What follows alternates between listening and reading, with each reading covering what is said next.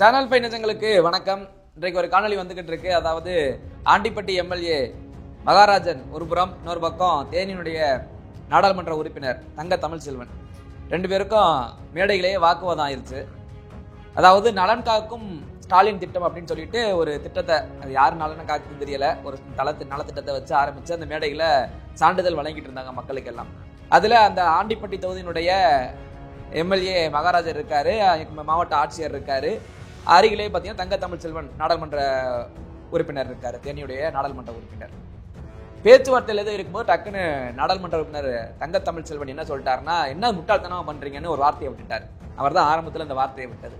இந்த வார்த்தையை விட்டது இவருக்கு உள்ள கோவம் வந்துருச்சு மகாராஜன் எம்எல்ஏவுக்கு. அதை கடுன்னு உள்ள வச்சுட்டே இருந்தவர் சான்றிதழ் கொடுக்கும்போது டக்குன்னு இழுக்கிறது போறது அப்படின்னு கொஞ்சம் முகத்தை கொஞ்சம் கடுசா வச்சுக்கிட்டே இருந்தோடனே டக்குன்னு ரெண்டு பேருக்குமே மாறி மாறி வாக்குவாதம் ஆயிருச்சு. அவர் முட்டாள்தனமா அப்படின்னு ஒரு வார்த்தையை சொன்னது உடனே மகாராஜா திரும்பி பிடிச்சிட்டாரு. என்னைய முட்டாள்தனம் சொல்ல, நீ யாரு முதல்ல, ராஸ்கல் அப்படின்னு பயங்கரமா பேச ஆரம்பிச்சுட்டாரு. யோ, நீ எம்எல்ஏ, அந்த ஆள் நாடாளுமன்ற உறுப்பினர், என்ன ஏதோ தெருவில் சண்டை போடுற மாதிரி மாறி மாறி சண்டை போடுறீங்களே அப்படின்னு பாக்குறவங்க எல்லாம், குறிப்பா இந்த மீடியா பீப்பிள்ஸ் எல்லாம் கேமரா ஆன் பண்ணி வச்சுட்டு என்ன நடக்குதுங்க அப்படின்ற மாதிரி பார்க்க ஆரம்பிச்சுட்டாங்க. அதில் ஒரு ஜெல்ல வந்து போதும் போதும் போதுன்னு கேமரா ஆஃப் பண்ண சொல்றாரு. இதெல்லாம் கரெக்டா இருங்க. இப்படி நாகரிகமே இல்லாம நாடை ஒரு மேடை நாகரிகம் தெரியாம ரெண்டு பேரும் மாறி மாறி சண்டை போட ஆரம்பிச்சுட்டாங்க. ஆனா தங்க தமிழ்செல்வன் ஒரு லக்கு ஆஃப் ஆயிட்டாரு. என்னதான் இருந்தாலும் ஒரு எங்கிருந்தோ வந்தவர் தானே, அதிமுகவில இருந்து அடுத்து இங்க தாவி வந்தவர். இவரு டிஎம்கே போல, பரம்பரை டிஎம்கே என்னன்னு தெரியல, இவர் கொஞ்சம் கொந்தளிச்சுட்டாரு அந்த ஆண்டிப்பட்டி தொகுதியினுடைய எம்எல்ஏ மகாராஜன். இந்த ரெண்டு பேருடைய வரலாறு யார் என்னன்னு பேர்கள் அந்த அளவுக்கு தெரியும், இவங்க எப்படிப்பட்டவர்கள்னு அதிகமா தெரியாது இல்ல. இந்த ஆண்டிப்பட்டி எம்எல்ஏ மகாராஜா யாருன்னா, கொஞ்ச நாளைக்கு முன்னாடி மக்கள் எல்லாம் அழைச்சு பேசிட்டு இருக்கோம் சொன்னார்ல, இந்த ஊர்ல வந்து தண்ணி கிண்ணி எதுவுமே கிடையாது, நான் என்னைக்கு வந்து எம்எல்ஏ ஆனா அன்னைக்கு தண்ணி ஏகபோகமா வருது, அதே மாதிரி ரோடு போட போறோம், ரோடு போட்டோம்னா பஸ் வரும், பஸ்ல எப்படி போவீங்க, ஓசியில போவீங்க அப்படின்னு சொன்ன எம்எல்ஏ தான் இந்த மகாராஜ் எம்எல்ஏ. ஃபர்ஸ்டே பொன்முடி சொன்னாரு, எல்லாம் எப்படி பஸ்ல எப்படி போவீங்க, ஓசியில அப்படின்னு முன்னாள் அமைச்சர் அந்த பொன்முடி அவர்கள் சொன்னாரு. அதுக்கப்புறம் பஸ்ல எப்படி எல்லாம் ஓசியில போவீங்களா அப்படின்னு சொன்ன எம்எல்ஏ தான் இந்த மகாராஜா எம்எல்ஏ, ஆண்டிப்பட்டி எம்எல்ஏ. இன்னொன்னு சொல்றாரு, இப்ப ரோடு போட்டோம், பஸ் விடுறோம், அதுக்கப்புறம் ஃபிளைட்டு, அடுத்த ஃபிளைட் கேட்பீங்க, அதுக்கு எங்க டிரைவர்னு கேட்பீங்க அப்படிலாம் கிண்டலா பேசுறாராமா, ஏதோ இவர்கிட்ட காசு எடுத்து கொடுக்குற மாதிரி மக்களுக்கு. இவர் எம்எல்ஏ ஒரு பக்கம், இவருடைய வரலாறு இது. தங்க தமிழ்செல்வன் சொல்லவே வேண்டாம். ஒரு காலத்துல அதிமுக அம்மா இருக்கும்போது பம்பரமா சொல்லிட்டு வேலை பார்த்து மாவட்ட செயலாளர் பொறுப்பெல்லாம் வாங்கினவர். 1999 இந்த நாடாளுமன்ற தேர்தலில் தினகரனுக்காக வேலை பார்த்து அவர் வெற்றி பெற வைத்தவர் பெரியபாளையம் தொகுதியில், அன்றைக்கு நாடாளுமன்ற தொகுதியா இருந்துச்சு. ஸோ அன்றைக்கு வெற்றி அடைய வச்சுட்டாரு டிடிவி தினகரன். இவர் கண்டிப்பாக ஒரு நல்ல ஒரு அரசியல் வருங்கால தலைவராக வருவார் அப்படின்னு ஒரு நம்பிக்கை புத்தகத்துல, ஜெயலலிதாவுடைய நம்பிக்கை புத்தகத்துல இடம்பெற்றார் தங்க தமிழ்செல்வன். அதற்கு பிறகு 2001 அந்த தேர்தலில் பார்த்தீங்கன்னா ஜெயலலிதா அவர்கள் வந்து சில வழக்குகள் காரணமாக அவருடைய சிறை தண்டனை விதிக்கப்பட்டது. அவங்க எலெக்ஷன்ல நிற்க முடியாத சூழ்நிலை. அப்பதான் 2001 தேர்தலில் இவர் ஆண்டிப்பட்டி தொகுதியில எம்எல்ஏவா நின்று ஜெயிக்கிறாரு தங்க தமிழ்செல்வன்.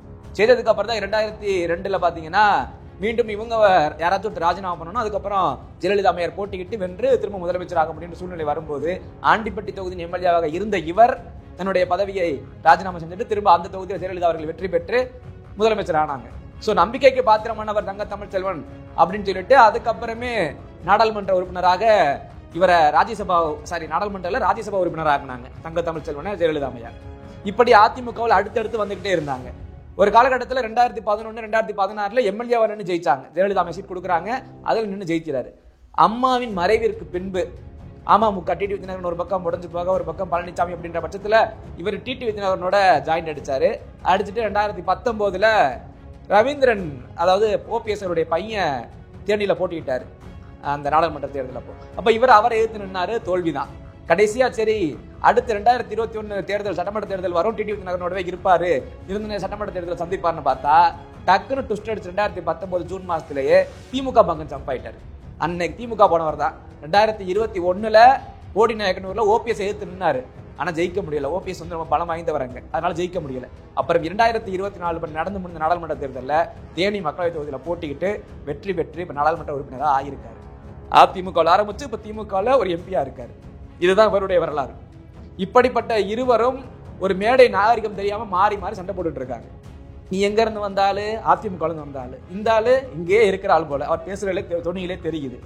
ஒரு எம்எல்ஏவை ஒரு சட்டமன்ற உறுப்பினரை நீ முட்டாள்தனமா அப்படின்னு பயன்படுத்தினா எப்படி பயன்படுத்த முடியும்? எங்கிருந்தோ வந்த நீ ஒருவர் அந்த கட்சியில ஆரம்பத்தில் இருக்கக்கூடிய ஒருவரை அது சட்டமன்ற உறுப்பினரை பார்த்து முட்டாள்தனமான கேள்வி கேட்டா அது அவ்வளவு கோடி மக்கள் இருக்காங்க, இதை டிவியில அவ்வளவு பேர் பார்த்துக்கிட்டு இருக்காங்க. அப்ப அந்த ஆளு கொஞ்சம் அந்த தேனி அவங்க அந்த மாவட்ட ஸ்லாங்லேயே விடுறாரு. என்னடா என்னைய பார்த்து முட்டாள்ன்ற ராஸ்கல் தொலைச்சிருந்தா அப்படின்ற மாதிரி இவர் பேசுறாரு. இதுதான் திமுகவின் மேடை நாகரிகம். இந்த 2 பேருடைய வரலாறு இதுதான். இந்த மேடை நாகரிகம் தெரியாதவர்கள் தான் இன்றைக்கு சமூக நீதி, மக்களுக்கான புரட்சி இதெல்லாம் பேசுறவங்க. இனி அடுத்து எதிர்பார்ப்போம் வேற எங்க மேடைகளை வேற எங்க சண்டை போடுவாங்க அப்படின்றத. ஆனா அடுத்த இன்னும் ஒரு 2 நாட்கள் வெயிட் பண்ணுங்களேன். டக்குனு முதலமைச்சர் சந்திச்சு 2 பேரும் கை கொடுத்தபடி கட்டி பிடிச்சுப்பாங்க, சால்வ் பண்ணிடுவாங்க. ஏன்னா எலெக்ஷன் வரப்போது இல்லை. இதெல்லாம் திராவிடத்தின் ஒரு ஊற்று. அது நமக்கு புரியாது, திராவிடர்களுக்கு மட்டும்தான் புரியும்.